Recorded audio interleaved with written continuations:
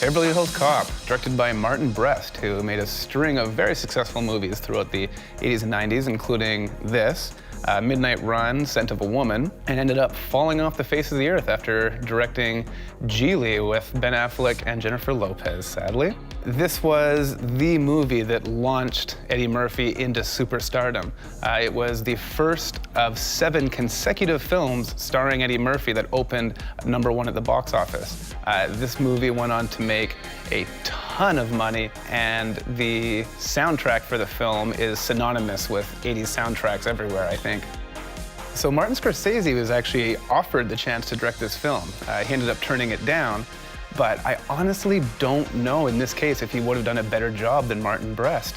Brest really brings just this casual kind of joy to this film, and it's just pure fun from start to finish. And I really don't know if Scorsese would have taken that angle with it. Is this your car?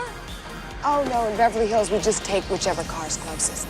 And of course, I want to give a big shout out to Jonathan Banks, who plays one of Victor Maitland's cronies in this film. He later found cult fame by playing Mike in both Breaking Bad and Better Call Saul.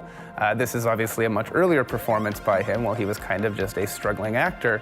And you really see the talent at play here. Nobody has ever been more convincingly thrown across a buffet table on film than Jonathan Banks in Beverly Hills Cop. What am I supposed to do here, Mikey? Zach, there was a whole box full of those things there, man. I took a couple of them. I didn't think anybody was gonna miss them. I think I'd take them now. Shut up. I'm sorry. I'm sorry. No, shut up. Yeah, please. Just shut up, Mikey.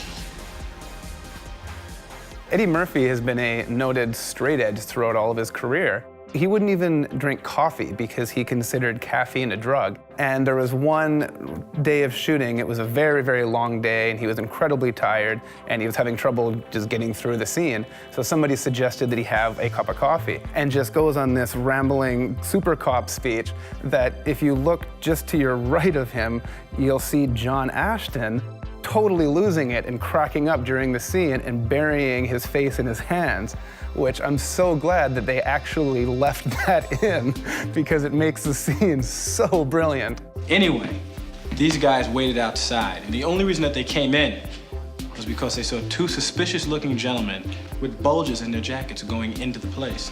Well, it turns out that these guys were gonna commit a robbery, sir. These men watched them, waited for them to make their move, and then they foiled the crime. I did not know what was going on. I was watching the show having fun. I'm still freaked out by it. You must have a sixth sense. I don't know what you teach these fellows, but they're not just regular cops, okay? They're super cops. And the only thing missing on these guys are capes. What do you think is the quintessential 80s movie?